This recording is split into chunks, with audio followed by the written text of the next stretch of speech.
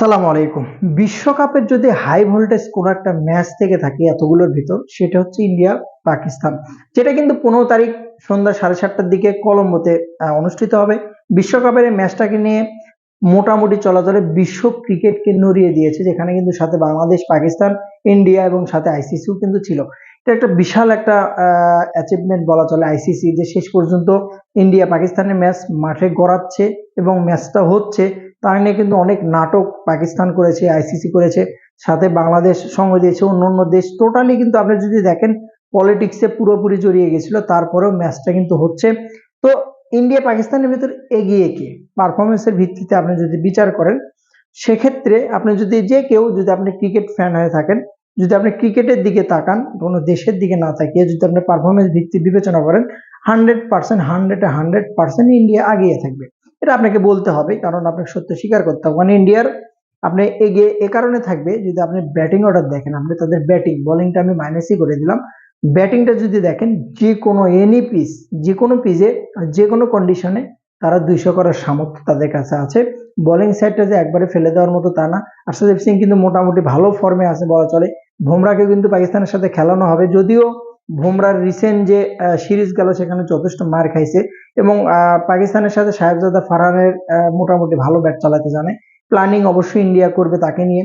তো আপনি যদি ব্যক্তিগতভাবে অভিষেক শর্মাও ফিরতে পারে, অভিষেক শর্মা যেহেতু হাসপাতালে ছিল, সুস্থ হয়েছে, তো সেও কিন্তু কামব্যাক করতে পারে। এখন ঈশান কিষান নাকি অভিষেক শর্মা, এই যে দুইটা জিনিস নিয়ে কিন্তু হই হুল্লোড় বেঁধে যাবে ভারতের।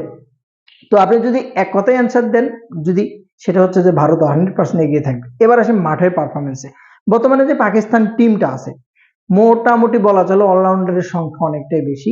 যদি আপনি প্রপার ব্যাটার যদি উপর দিকে দেখেন, 4 জন। বাবর আজম একটা ইনিংস ভালো খেলেছে, ওই 50 বলে 50 করে ইনিংস আমার কাছে, আমি কিছু মনে করি না, মাইনাস মনে করি। এবং রিসেন্ট যে ইউএস এর সাথে যে পাকিস্তান যে বাবর আজম যে রানটা করেছে, যেটা দেখার মতো ছিল, ছক্কা ছিল, ভালো দেখার মতো ছিল, স্ট্রাইক রেটটা মোটামুটি দেখার মতো। তো তাদের কাছে সালমান আলী আগা যেহেতু ভালো ফর্মে আছে, সিরিজে ভালো ব্যাট করেছে, সিয়াম আইবও মোটামুটি ভালো ফর্মে আছে। তো আমি ব্যক্তিগতভাবে আমি মনে করব যে ফারহানের সঙ্গে যদি কোনো ক্রমে কোনো একটা সুযোগে, যদিও চান্স নাই একাদশ যেভাবে পাকিস্তানের আছে, তাতে চান্স পাওয়া অনেকটাই কঠিন। বোলিং ব্যাটিং কমিয়ে যদি ফকরকে কোনোভাবে খেলানো যায়, ফকর যেমন ইন্ডিয়ার সাথে কিন্তু বরাবর আমি মনে করি যে ভালো একটা ব্যাটিং ইউনিটটা মোটামুটি ভালো হবে। একটা অলরাউন্ডারকে যদি বসায় দিয়েও খেলানো যায়, অপরপক্ষে সাদাবও কিন্তু দুর্দান্ত ফর্মে আছে। সো আমি মনে করি যে পাকিস্তানের একাদশ চেঞ্জ করবে না। বাট ইন্ডিয়ার সাথে যদি আপনি খেলতে চান, অবশ্যই আপনাকে প্ল্যানিং 100% করে নিয়ে নামতে হবে।